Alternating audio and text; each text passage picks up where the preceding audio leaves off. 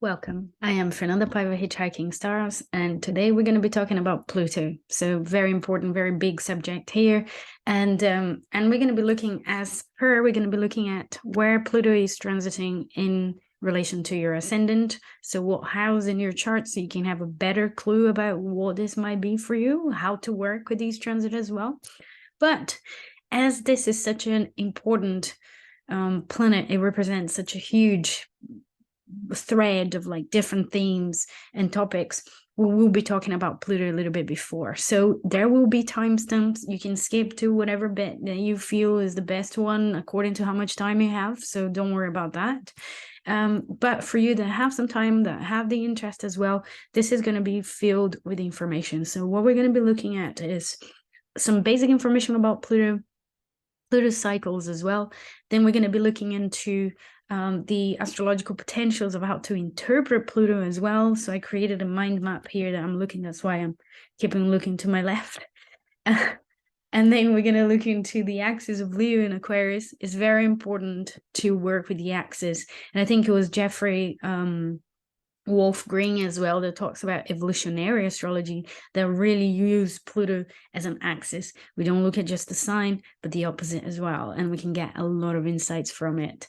And then we're going to look at Aquarius. So what is Aquarius about? How to interpret Aquarius and this movement from Capricorn to Aquarius as well, what this could be bringing up. And then finally, we'll move on to Pluto in the houses. I'll share my screen and I'll show you the chart as usually. And you can have a sense of how to work with all of this based on your ascendant, based on your own personal transit as well. I will mention some of the potential transits to personal planets as well, because I feel that more than the houses, the personal planets will be very, very relevant when it comes to Pluto transits. And yeah, I hope you can get as much information as possible so you can really make the most of this really important time that's reflected by a Pluto transit, which can take a very long time. So if you're having a Pluto sun, Pluto moon, that would be up to 5 years of your time, and it would be reflecting a very, very important, intense, deep time of transformation for you. So again, I just want to let you know that I'm using Sue Tompkins' Contemporary Astrologer's Handbook as well as an inspiration for some of the information here. And yeah, and I really recommend. So if you're learning astrology, you want to get deeper, that's a great book to get, because it really explains some very interesting separated points here in the astrology. So let's have a look at Pluto first. So Pluto was discovered on the 18th of February 1930. And it's very interesting when a planet is discovered that there is a kind of a synchronicity between what's happening in society and what that planet represents astrologically as well. So Pluto was discovered when there was an increased interest in depth psychology. There was a rise of fascism, Nazism as well. And there was the splitting of the atom and the production of the atom bomb. Now, thinking about the atom bomb is interesting in relation to the symbolism of Pluto. And again, don't think literally when it comes to astrology, think symbolically, okay? So things are more symbolizing a process and a thread and a flavor than an actual thing, all right? So Pluto doesn't actually symbolizes fascism or, but there is a kind of a resonance of a flavor of something there. So try to train your brain to think symbolically when it comes to astrology and interpreting astrology. That will be more empowering to when you're looking at your chart as well. So when we think about the production of atom, and I think that's a key thing about Pluto as well, and thinking about Pluto transit in our lives, in our charts as well, is that the human beings have been killing each other for forever, right? Since, we can't even look back to think about how much there was already wars and hate and etc.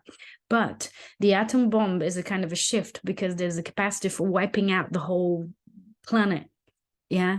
So the capacity for destruction, it suddenly increased tremendously. So that is a kind of a connection with the symbolism of Pluto wiping out the entire planet, as a connection with the themes of power that Pluto can be connected with as well. So the resonance of what was going on is very interesting for that reason.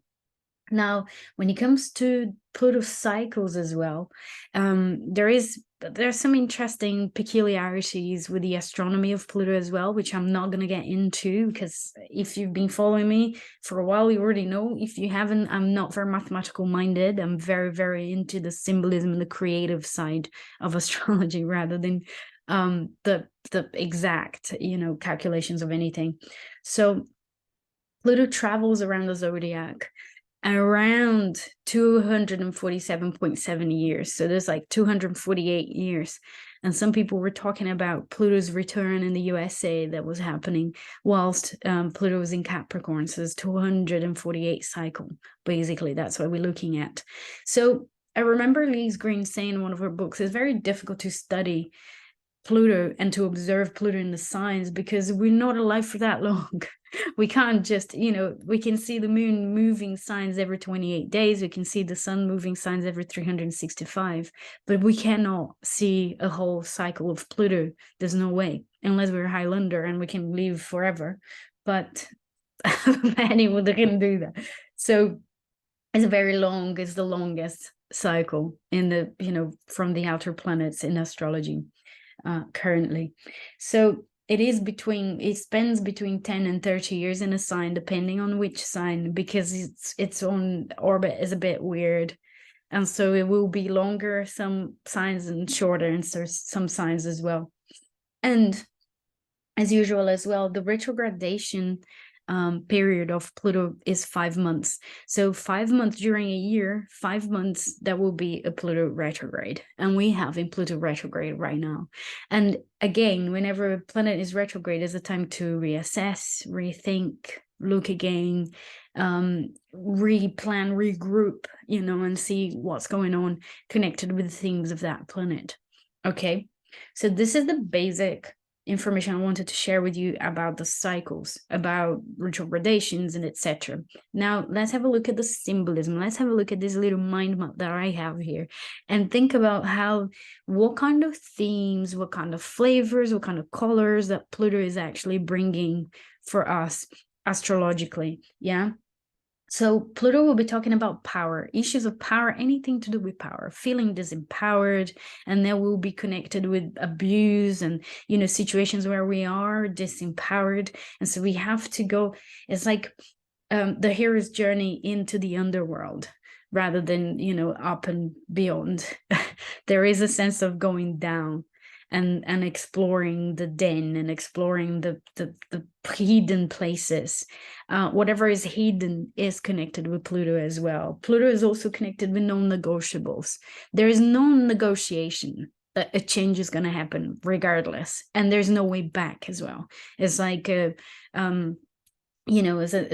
a mark in your life that there's no way of going back when you're having a Pluto transit, or whatever house is receiving Pluto as well. There's some changes will be happening there that are non-negotiable, and you won't be able to go back to what it used to be. There is a connection with shadows as well, and everything that's hidden, everything that's suppressed is connected with Pluto, and on a personal and a collective level as well. So we're not just talking about your own shadow, but we're talking about whole collective, a whole generational shadow as well. And that's why if you think about Pluto being in a sign for 30 years, there's a span of 30 years, everyone that was born during those 30 years that will share the same themes, right? And will share the same things with the society and what was going on around that time as well. So the collective shadow is very much symbolized by Pluto as well. And everything that's being buried in the unconscious will be there. Yeah. So whenever, this is something interesting to think about, especially thinking about Pluto moving into Aquarius as well, and how you can connect your own dots there, that society will be obsessed about the subjects connected with the sign that's traveling during a period of time. So what are the subjects of Aquarius, right? That's why we're going to be obsessed until 2043, which is when how long Pluto will be in Aquarius for. We're going to be going back and forth between Aquarius and Capricorn, until November 24.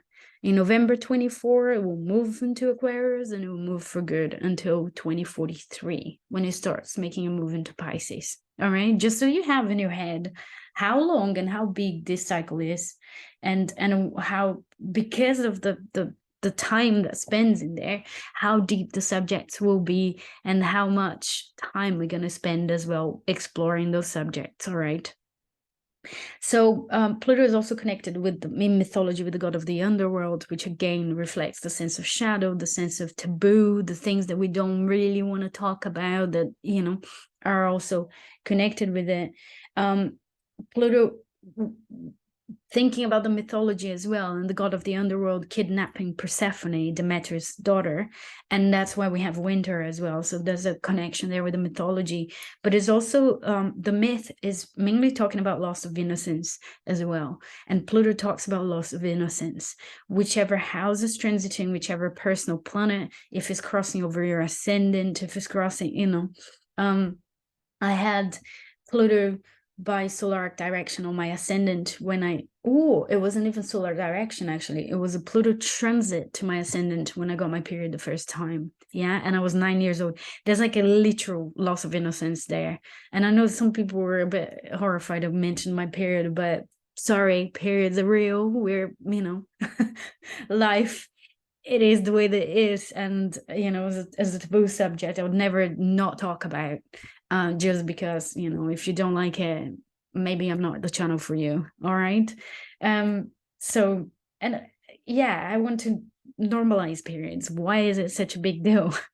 You know, if we know about our periods, we can empower ourselves. If we talk to our kids about their periods, you know, they're going to be more empowered and happier. So why not talk about it? Anyways, leave that to the side. So it has to do with the loss of innocence. It has to do with survival. Survival is very much connected with Pluto.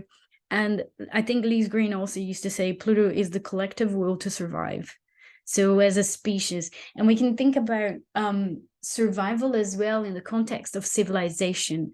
So we think about being civilized and living in cities and, you know, and all of that, all of the good manners and everything. But whenever there's a scarcity, we become more and more in our survival instincts, which brings paranoia and ruthlessness, right? The whole civilization sort of cover up is gone, right? I think that's Pluto. That's very much connected with Pluto and the themes of Pluto as well. So Pluto also is connected with nature's laws and death and decay. And I think that's very much connected with the sense of non-negotiable. There's nothing you can do about it. We're born, we reproduce, we decay and we die, and it's a non-negotiable. There's nothing you can do about that, or me, or anybody else. So that's definitely there as well. And one thing that Sue Tompkins mentioned, and I thought was very interesting, is that Pluto has a connection with death as taboo.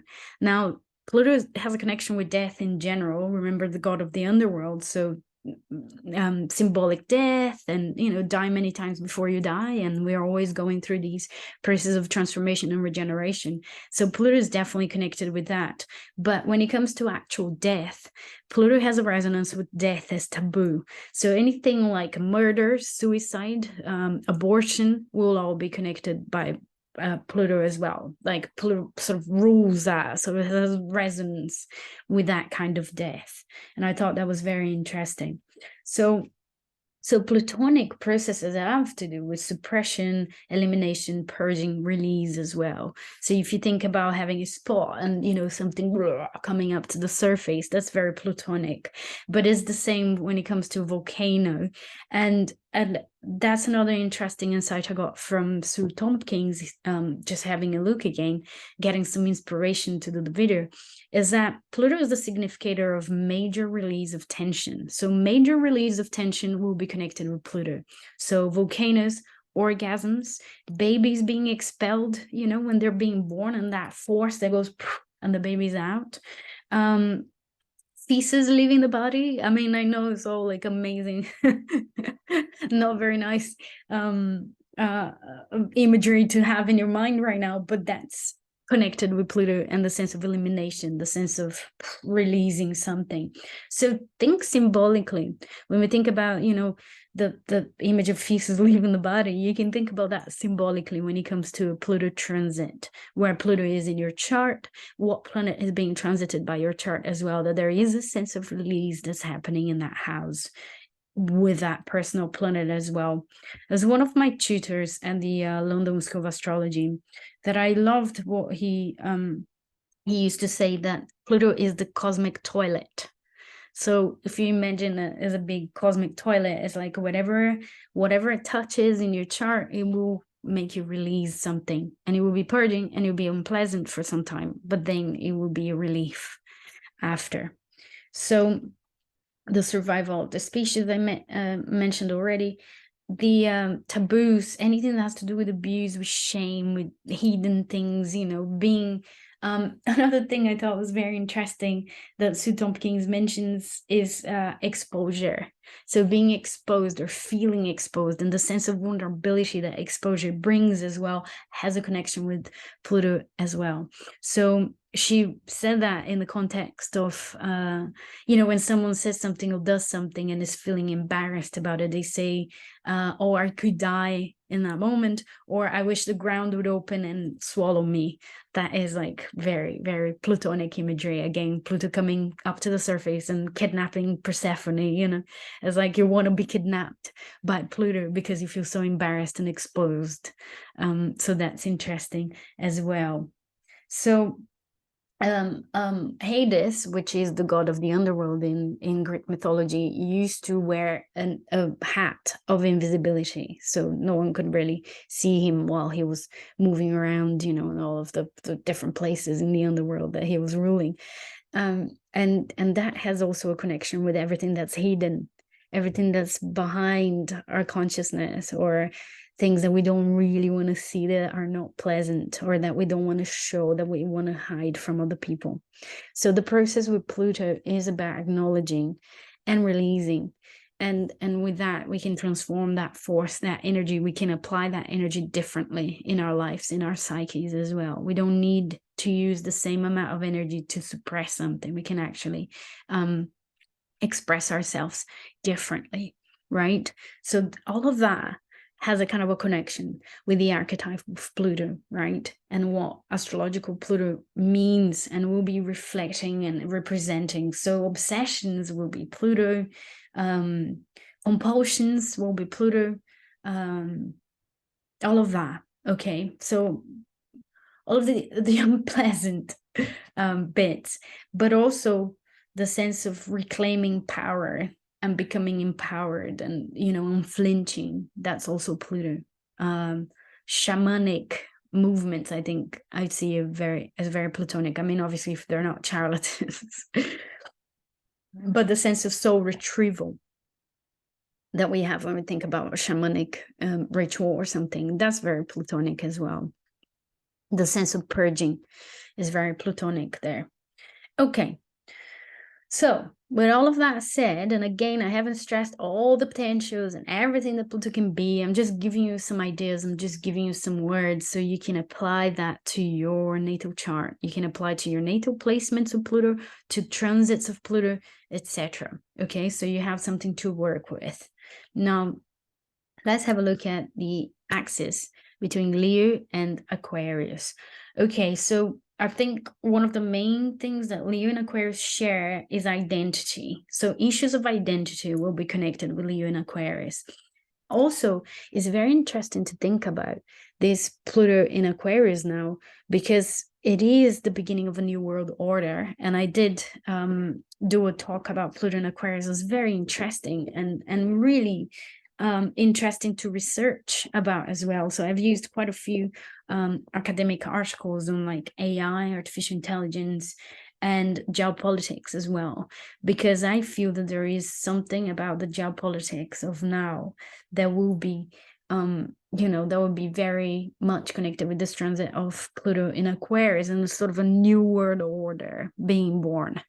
And if we think about it, the world order that was still lingering on is from the Cold War, is from the great world wars. So there's something happening here that is connected with us moving on from that. So Pluto was in Leo when we had the big wars, and now is opposing that. And again, I feel that there is something very important about this axis of Leo and Aquarius now that we should pay attention to. So issues of identity will be connected with the axis in general. Now, another thing that we can do is to think about the differences between the two. So Leo will be talking about everything that's personal, that's individual, and Aquarius will be about collective, everything that's collective and collective authority as well. The authority of the group, the mentality of the group will be Aquarius, whereas Leo will be an individual authority. Leo talks about art, Aquarius talks about science and technology. So definitely from now until 2043, we're definitely going to see a lot of technology stuff. And I mean, it's no news, you being probably seeing all of these AI drawing things and chat bots and all sorts. So this is going to become more and more in the forefront. Leo will be talking about self-expression, whereas Aquarius talks about the freedom of the larger group to express itself. So it's about the group, really. Whereas Leo talks about the rulers, Aquarius will be talking about the ordinary common people. And one more, so Leo would be connected with dictatorship. Again, think about, Hitler and Mussolini and the stuff that was happening back then when Pluto was in Leo. Aquarius will be talking about society where individual counts for nothing. That's the worst of both, okay? That just make it clear. It doesn't have to be that way.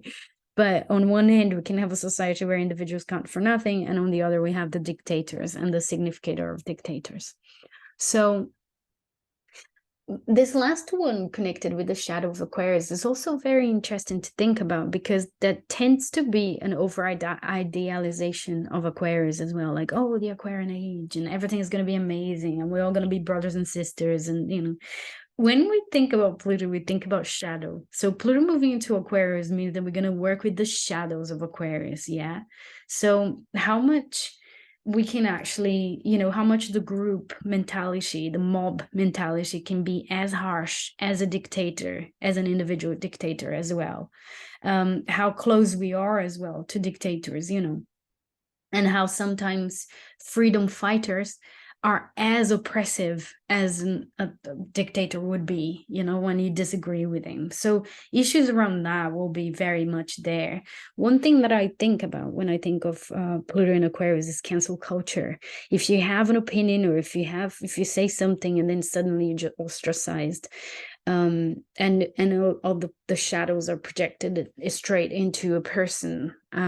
So that's a kind of a mob sort of group mentality. The shadow side of internet, I think that's very much something that we're going to become more and more aware of with Pluto and Aquarius. One of the things that came up with my research on AI as well was that the biggest challenge of these years with technology and with artificial intelligence as well will be policy making, because the development of it is so fast. How do we create rules and regulations? How can we keep up with everything that's going on, right? Another interesting bit when we think about that as well in general, in terms of the minority groups reclaiming their power back, which is a wonderful process.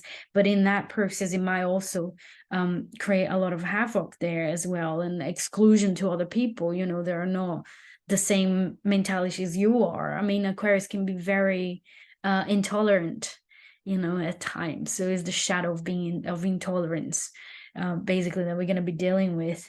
But thinking about that in terms of the group, but also in terms of the development of technology as well, is making a connection with the axis. Again, Leo comes into the picture, is making sure that we keep our heart in place. Leo rules the heart. So if we are being heart-centered, we can then change society, we can reform, we can think about the development of technology and etc. But it's really important to keep track of our sense of individuality, of our hearts. Yeah, the generosity, the best of Leo, basically, so we can balance the Aquarius with that. So that's what I had to say about the axis of Leo and Aquarius. Now, let's move on to Aquarius itself and think about Aquarius as a theme before we move on to Pluto in the houses. So Aquarius, one of the problems that Aquarius can bring to the table as well is the stifling creativity. So the stifling of creativity and personal identity, because of the group and because of the group mentality. You know, there's a lot of self-sacrifice. When someone has a lot of Aquarius, there's a lot of self-sacrifice, as if they don't matter. It's all about the other people and sacrificing their own well-being, etc., because it's not fair. So fairness is another one that's connected with Aquarius very much. And again, I think when we think about signs, it's important to think about balancing out the axis. Is not about going all Aquarius or going all Leo as well. You know, the worst of Leo is being selfish and egocentric, but also the worst of Aquarius is a stifling creativity, as if personal significance doesn't really matter. You know, so that's definitely a theme there that's very important to keep track of whilst we're having this Pluto in Aquarius, and all these issues will come up as well, you know, to the forefront. So I had a comment of someone saying that I should stop talking about my personal life, and I think that's the struggle between the Aquarius and the Leo, right? It's like, I'm just coming here for information, for detached scientific information about Aquarius. I don't want to know anything about your personal life, and I don't want to waste any time. Whereas I believe that personal story, if is weaved in an interesting way with the knowledge, is a lot more personable, and we can learn a lot more from it. I personally never enjoyed classes where I will be completely detached. I've always enjoyed that element of personality, personal brand, personality, personal charisma, the Leo side of it, right? It's like sharing something that's unique. What's unique about you? Keep track of that, because that's going to be important during this Pluto in Aquarius transit. So Aquarius relates to fairness, like I mentioned, to groups, like I mentioned, and issues of tolerance and intolerance between the two. Freedom and independence, that's Aquarius as well there. Principle, truth, those are like values that are very much connected with Aquarius as well. So we're going to see that being discussed more and more, being more of an interest as well between people. So what is the truth? But also being careful with the intolerance and the tolerance. I mean, you know, it's quite... yeah, I feel like we're treading landmines constantly, you know, because we might offend somebody. And like anything that we might say might be very offensive to somebody. So how do we balance this? Because there is a genuine process of learning how not to offend people and how not to offend minorities, groups, or, you know, people in disadvantaged situations and etc. But also there's the extreme of that, of then, you know, the backlash of what you can suffer and the fear of actually speaking up. And because principle and truth is also one of the main values with Aquarius, there's also tactlessness, just being very rude and you know, saying it and being very straightforward and not considering anybody else's feelings. I mean, in fact, with Aquarius, feelings don't matter. You know, it's all about the rational and the truth and the principles and etc. So equality, humanity as a concept is very important when we think about Aquarius. And conviction is another one that's very strong. And again, we can think about the tolerance and the intolerance in these words there. And it's very much marrying a cause is very connected with Aquarius, you know, and fighting for a cause as well. So, you know, the rise of different causes. And I mean, obviously, with this Pluto in Aquarius, the climate will be huge. You know, climate change and protests around climate, different diets and veganism and vegetarianism and, you know, animal rights and all of that. That's definitely a very Aquarian theme as well. But how can we be tolerant of people that have different diets or different needs for different diets? You know, I know you may believe that, you know, animals shouldn't be killed, but then how can you respect other people's needs and other people's truth? Truth is, as in truth is plural, right? There's not one only and single truth, I guess. So that's something that will be there as well.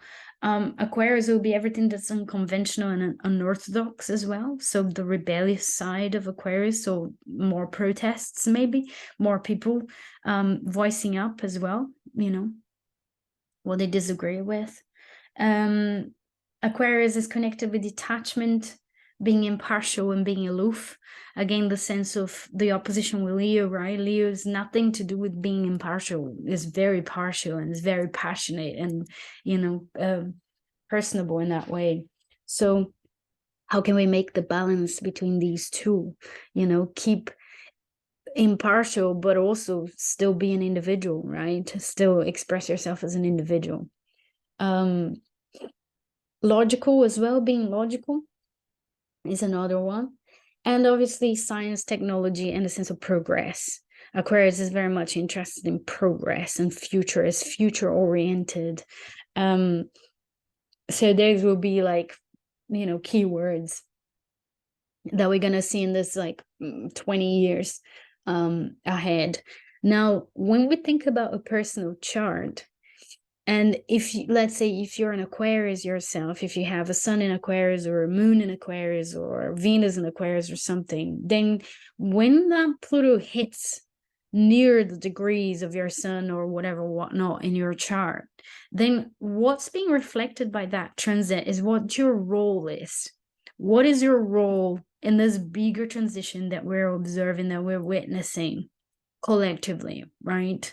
More social justice, perhaps universal income, and, you know, technology used as a benefit for humanity. Is it really? You know, maybe those people actually wanted to keep their boring jobs, you know, I don't know. Like, but when Pluto transits a specific house, or more than a specific house, a specific natal planet, then that's reflection what your role is going to be in the process.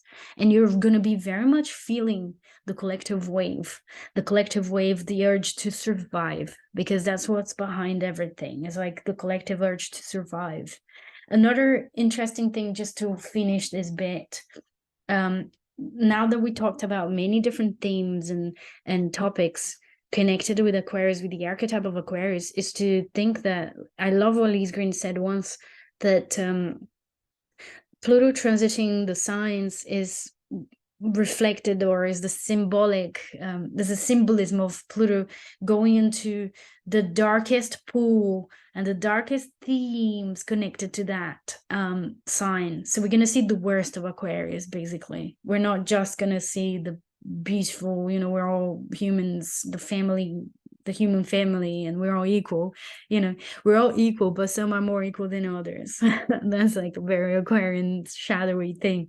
So we're going to be prepared to sort of get into that pool of stagnant water connected with Aquarius, so we can purge the worst of Aquarius basically during these 20 years.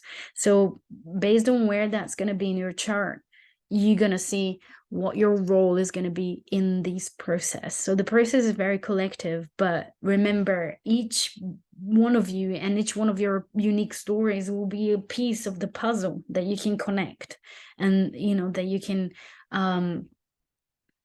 create the tapestry, you know, tapestry of humanity with all unique stories and everything. So that's going to be your role and your part of the story there. All right. Great. So we talked about Pluto cycles. We talked about Pluto as a principle. We talked about Leo and Aquarius. We talked about Aquarius only.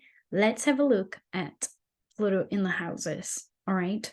Let's have a look at Pluto in the houses and have a sense of, more or less, based on your ascendant, what this transit can be about. So I'm going to share my screen. That's the time of this video where I share my screen with you, and I start from Aries rising because it's the first sign, and I go in order, and you can have a sense. So first one, we're going to be talking about Aries rising. So Aries rising will be having Pluto transition your 10th house. Now, again, remember, pinch of salt, depending on the house system you're using, there's a lot of different variants here that Pluto might have popped or not into a house. So it's very important to be very rigorous and to really look into that yourself and make sure that's what's happening there. So Pluto will be transiting the 10th house, and again, Pluto moves very slowly. We talked about Pluto's cycle being 248 years almost to go around the zodiac. So it will be spending a very long time in a specific house in your chart. It will be spending up to like 10 years or something in a house in your chart. So it's a very, very long process, but I wanted to bring attention to it as Pluto moves into Aquarius. This is a new sign, is a new cycle, and how you can kind of work with that yourself, or be aware of what's happening in your personal life as well.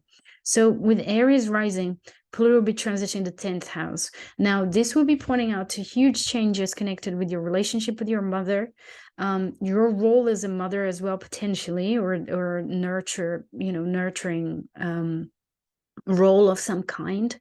It would definitely be connected with your career as well and your vocation. So huge changes in your direction in life. What choices do you make in relation to that? And potentially even embracing a bit of a Pluto theme as part of your vocation. So you might be embracing elements like being a transformer, being a kind of a shaman of some kind, recycling, regenerating, psychology, and anything to do with that. There's something about power that you will be experiencing in the house of vocation. So it could be also a powerful authority figure that's in your life during this period, and you're really understanding and you're really purging your perspectives as well on authority figures. And especially as it moves into Aquarius as well, like perhaps rebelliousness towards authority, or you becoming an authority yourself and questioning that as well. Another clue is to look where Pluto is in your natal chart. What house is Pluto in your natal chart? Is it, is it in the 8th house? Is it in the 2nd house? Is in the... Where is that? So you can place what your understanding of Pluto is, because the transit will be carrying your natal understanding of that planet. So look at that to have more clues, and look at your natal planets. Do you have anything in the early degrees of the fixed signs? Then that Pluto in the 10th house will add another element, another layer, Astrology is detective work, is layer upon layer upon layer of symbolism that you can dig deeper and deeper and get more and more information from. So that Pluto in the 10th is definitely wiping out. Think about the atomic bomb. It's like an atomic bomb in your 10th house. And I'll be very interested in finding out, you Aries rising, finding out when Pluto crossed over your midheaven. What is your midheaven? Is your midheaven at the late degrees of Capricorn? Then it will be happening now. Or is it early degrees of Capricorn on your midheaven? It would have happened earlier. Okay, it would have happened many years ago as well, depending. If it's 0 degrees of Capricorn, then it would have happened in 2008. But when the planet crosses over the threshold of a house, when it crosses over an angle, that's huge. We really experience that planet very powerfully in our lives. So try to find out when it was on your midheaven. But it's definitely this huge vortex there in connection to your vocation, to your personal role, to what it means to be an authority, to what it means, and purging anything connected with authorities. And that includes the mother, includes the parental figures. All right. So let's move on. Let's look at Taurus rising. So if you have a Taurus rising, Pluto will be transiting your 9th house. And 9th house is all about worldview. There is this huge change in your worldview and how you see the world, what kind of spirituality you believe in or you don't believe in. It could be connected with a career in postgraduate, doing post-graduation and an academic career. because the 9th house is also the academic world, and it could be connected with you doing some studies and doing things, or even becoming a professor yourself, and that blowing your mind in some way.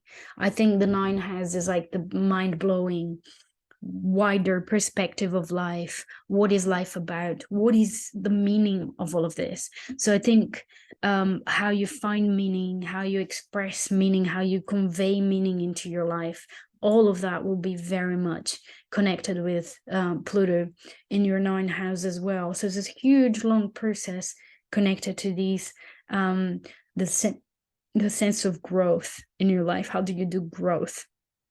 What are the fears around that? You might change religions drastically as well. That's a big one.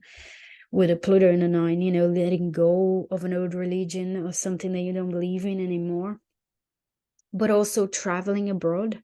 So it could be your life abroad completely changing as well.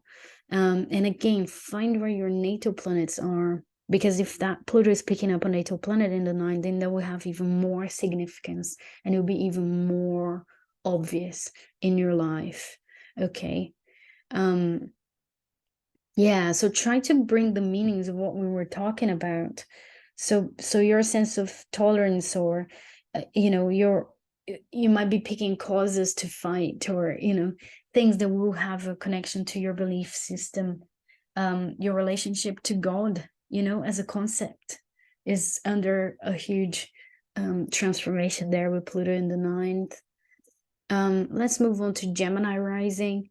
And a Gemini rising might be receiving a trine from Pluto eventually as well, because Aquarius to Gemini is a trine. So it might be removing obstacles on your sense of self-expression with that Gemini rising, and the thoughts might be getting deeper and more self-awareness as well with that.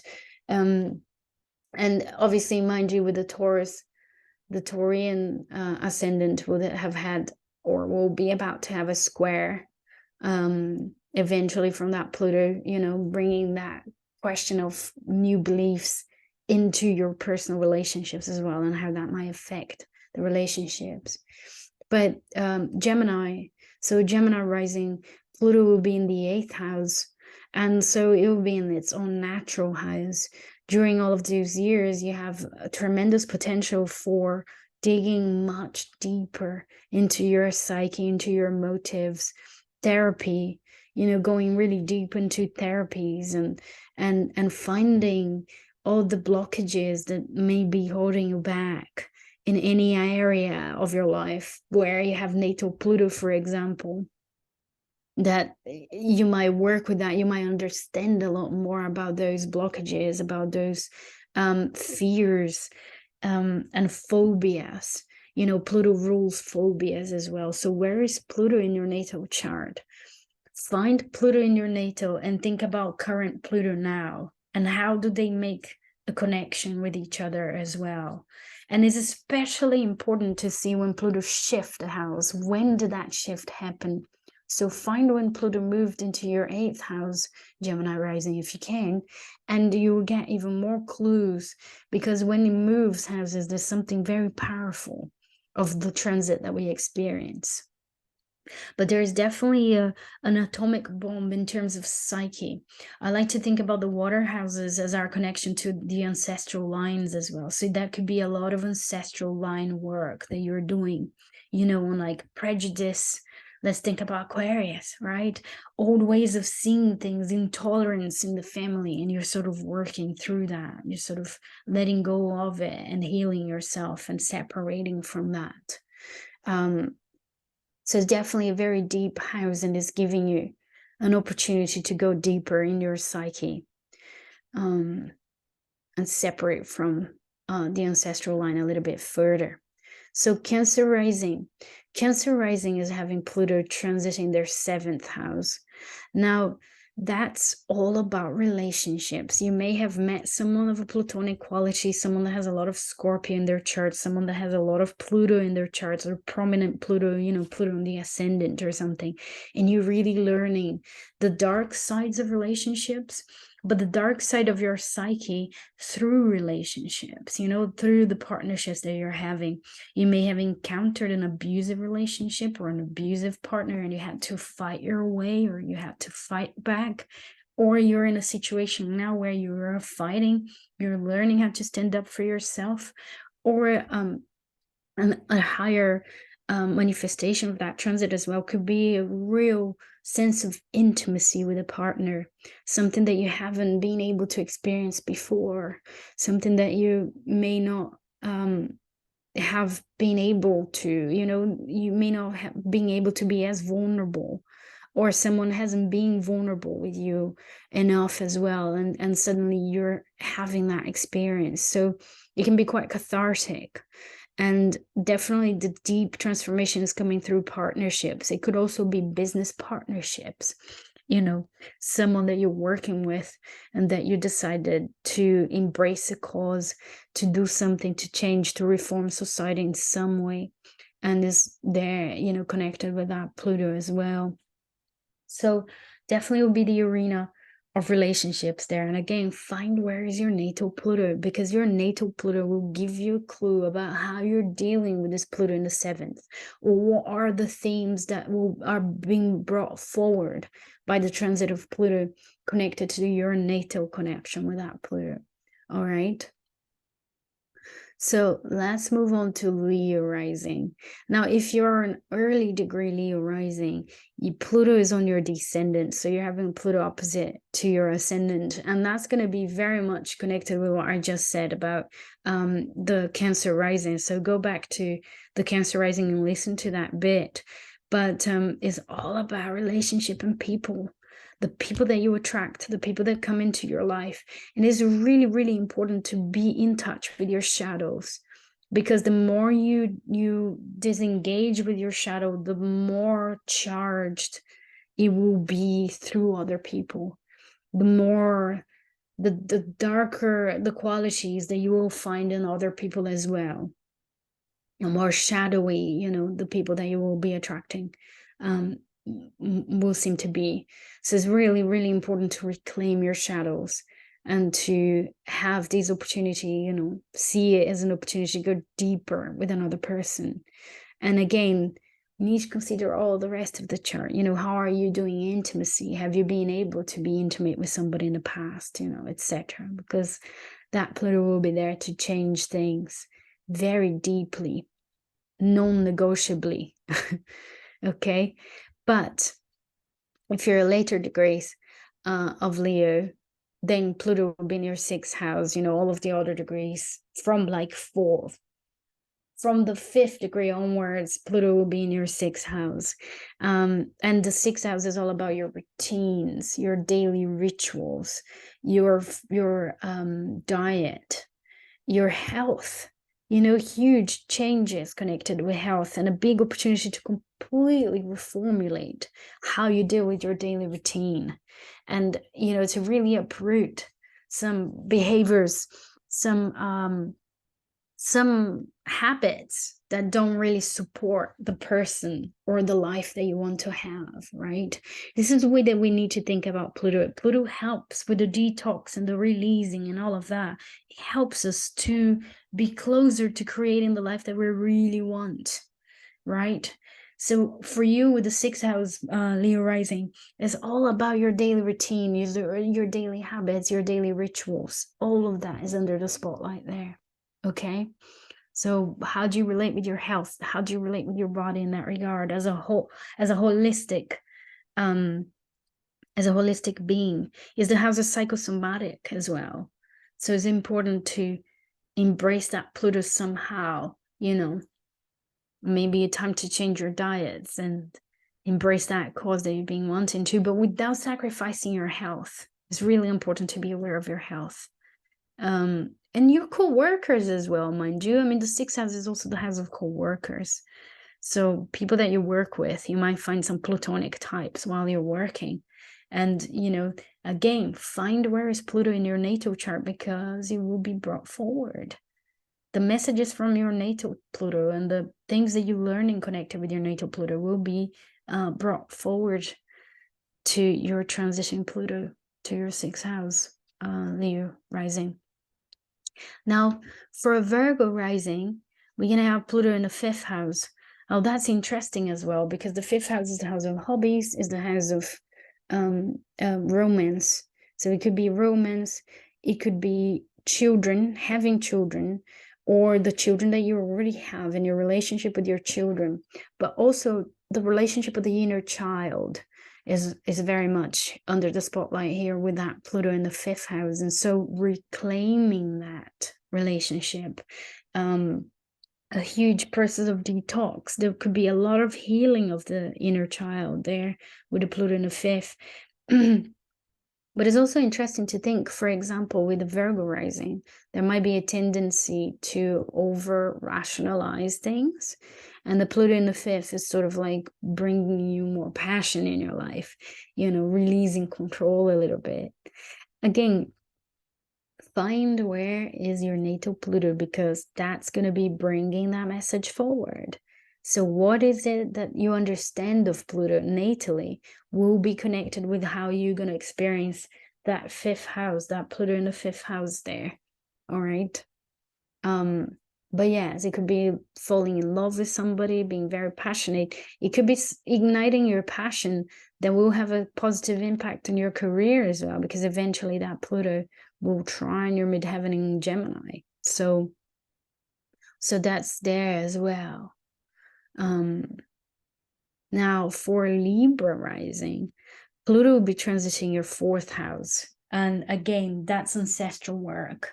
That's the potential for really separating further from the pull of the family lineage, the family history, but also the father figure, connected with the 4th house as well. So who the father was or wasn't, and the disappointments, and that's a kind of a watershed there, since Pluto transited your IC and crossed the threshold into your 4th house.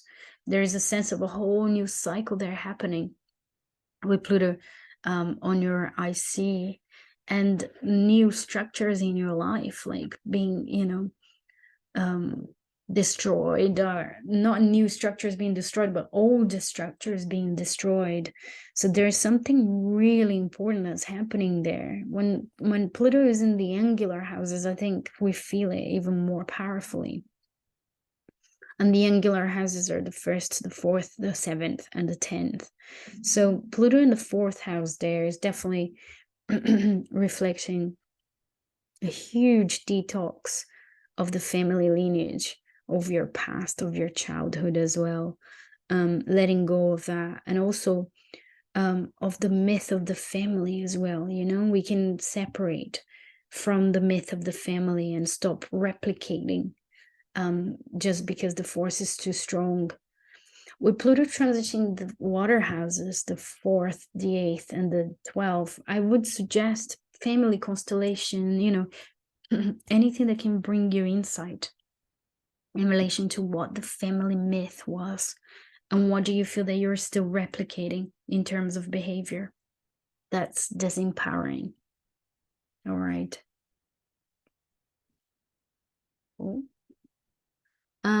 Anything to do with your home as well, and your sense of a home, building a home, destroying a home, you know, having to rebuild a home as well. That's Pluto in the 4th.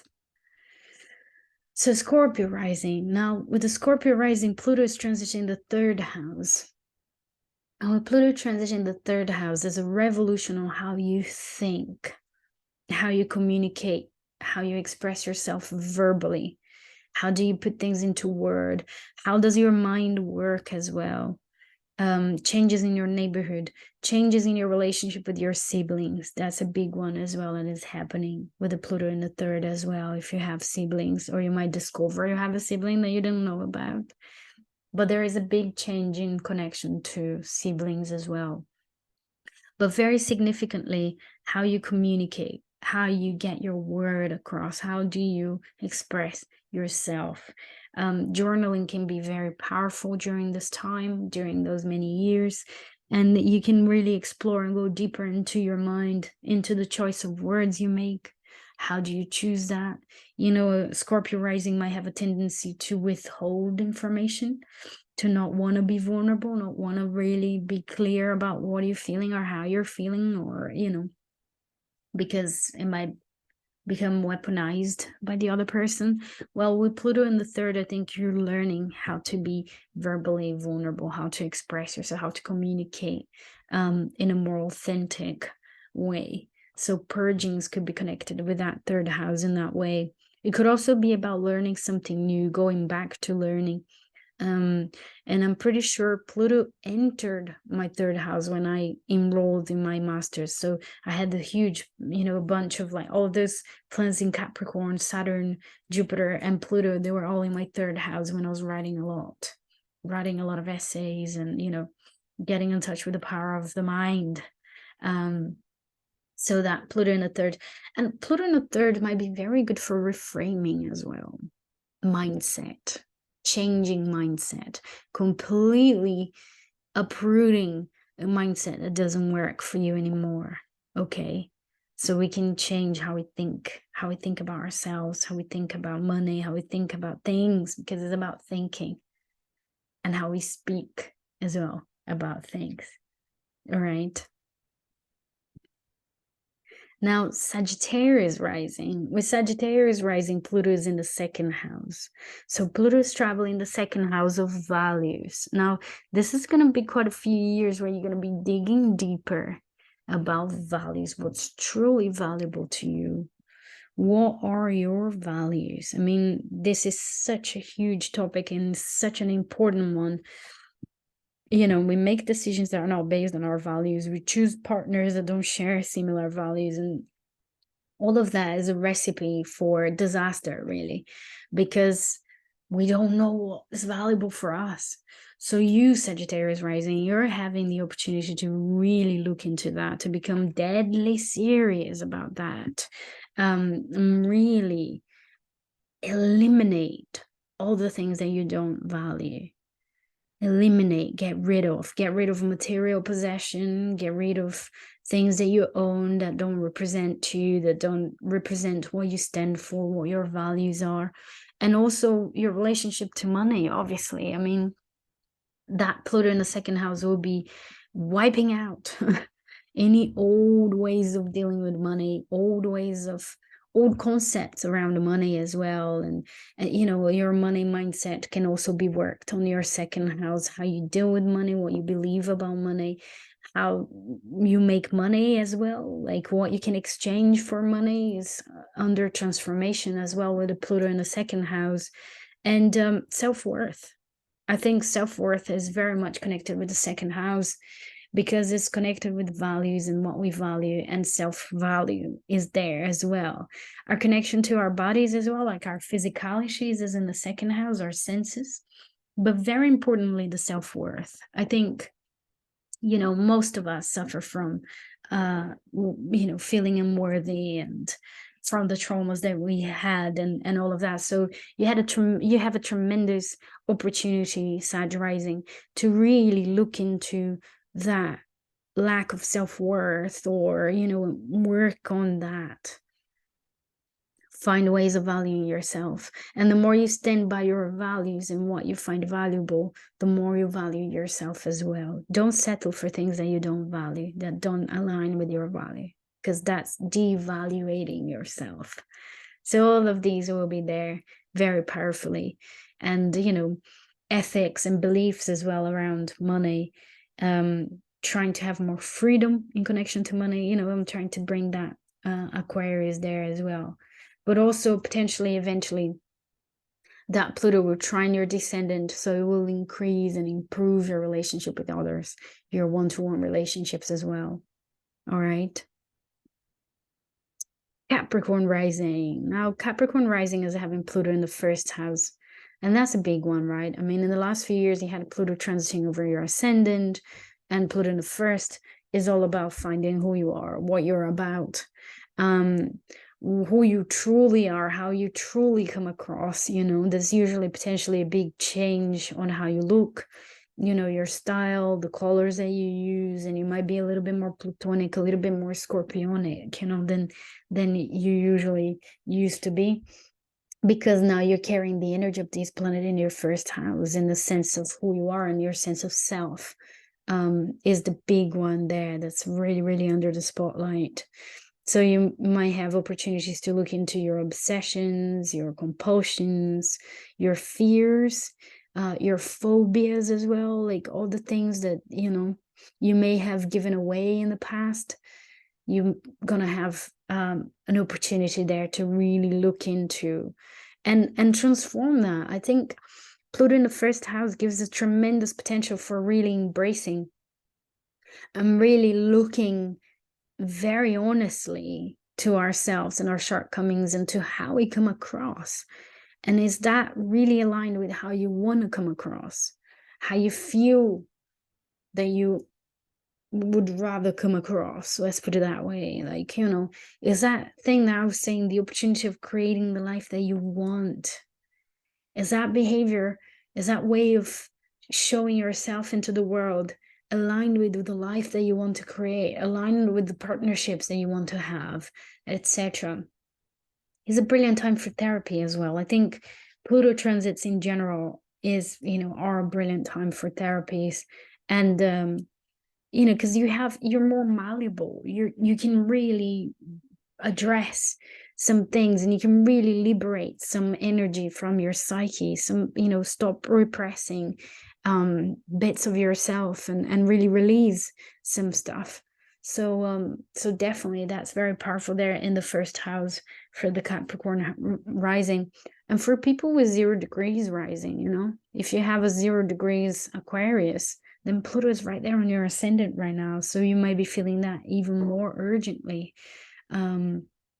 So for you early Aquarius rising, have a look at the Capricorn rising, because there is an element of that already for you. But yeah, in general, the Aquarius rising will be having Pluto in the 12th, transit in the 12th house, and that's a big detox in the unconscious. That's an opportunity, you know, we can't even see, like when the planet is transiting at 12, we're not very sure until it hits our ascendant. We're not very sure what's going on, but there's definitely a sense of big clearing that's happening in the unconscious there, and that you might even be a fundamental piece in the purging of the collective unconscious, because the 12 is the threshold between the personal and the collective unconscious, you know. So you're really having this big detox there. Your connection to spirituality as well, but in a more intuitive level. You know, the 9th house will be talking about your connection to spirituality, but in a more rational level. What do you believe? You know, rites and rituals and religions and etc. The 12 is something that we feel, is a channeling, is our connection to ghosts. Ghosts, actual ghosts, ghosts from the past, ghosts from the family, you know. All of these presence that's a bit invisible, but we can sense. So you're sort of dealing with that as well. Aquarius rising, you're really dealing with past stories. Again, a family constellation could be really invaluable there with the Pluto in the 12. And so you'd be a little bit more aware of what's happening. But I would definitely say it's a big clearing of the decks. So you're preparing yourself for that Pluto when it crosses over your ascendant in a few years' time. So, yeah, dreams might be giving you some clues there as well. With Pluto in the 12, you know, some Plutonic dreams. And again, find where Pluto is in your natal chart, because that will give the clue about what this Pluto in the 12 is actually telling you as well, what that transformation is about. The natal Pluto is like a vortex of that topic, of that quality that we experience in our lives again and again. So when, you know, the transiting will be pulling those themes into that transit, into that into that moment of your life. All right. And last but not least, Pisces rising. So if you have Pisces rising, Pluto will be transiting your 11th house. Now that's a big one. That's Pluto and Aquarius in the house of Aquarius as well. So I think the Aquarian flavor gets very much under the spotlight. You know, the things that I was talking about previously there when I was talking about Aquarius, and the sense of humanity, what's your role in the group, you know, what your friends are like. You know, you have a group of friends. Are you purging your friends? Are you letting go of old friends and making new friends, or becoming a bit of a lone wolf and realizing that actually you need to do things by yourself for now? What is going on for you with that sense of group belonging? Do you feel you belong to the group? You don't belong to the group? There's some very deep layers that are being uncovered in your role in society as part of the group, as part of humanity, right? Your causes to fight. What are the causes that you chose or that you choose? Are you becoming disillusioned with some of the causes that you chose? Are you disillusioned with charity work or charitable work? Or are you becoming involved with charity work, and are you choosing new causes to fight for? You know, protests, climate change. What is your role in all of that? Are you feeling, you know, you feeling connected to it or disconnected? Yeah. Is that sense of brotherhood, sisterhood? Do you have that? Do you not have that? Do you feel ostracized by the group? Are you carrying the shadow for the group? Are you being canceled? Are you creating stuff that is resonating with the group? What's going on there? It's definitely about the group, about principles, about truth. What's your relationship with truth? What's your relationship with principles? But definitely on a personal level, I would imagine that a group of friends would be very under the spotlight. And you might meet a new friend that's very Plutonic as well. Someone that has a lot of Scorpio, that has a prominent Pluto. And it will be kind of showing you that process. It will be taking you into the underworld a little bit, you know, and showing you a little bit that side of life, right? But find where Pluto is in your natal chart. The natal Pluto will bring forward the message, will give us more of a clue of what this Pluto in your 11th house is about now. Pisces rising. So find that, find where is Pluto natally. Write down in the comments, I would love to know as well. And you will see what that represents. And also if you have personal planets, you know. So that will give you more of a feeling, more of a clue as well. Yeah. So this is it. This is the Pluto, the journey of Pluto through the houses based on the ascendant.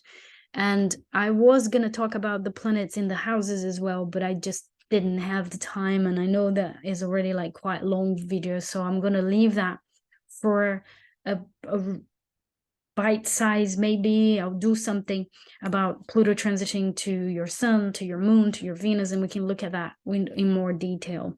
All right. So write down in the comments for me. Let me know, where is your natal Pluto? What is your relationship with Pluto as well? How are you feeling about Pluto moving into Aquarius? I would really love to know. I hope this video has been really helpful to you. It helps you clear your mind, clear your perspective about what this transit can bring you. How can you work with this energy? And yeah, let me know how you feel. I would love to know. And I'll be seeing you all on Friday when I'll bring you the weekly transits and a little bit about my life story as well. All right. Until Friday. See you then. Bye.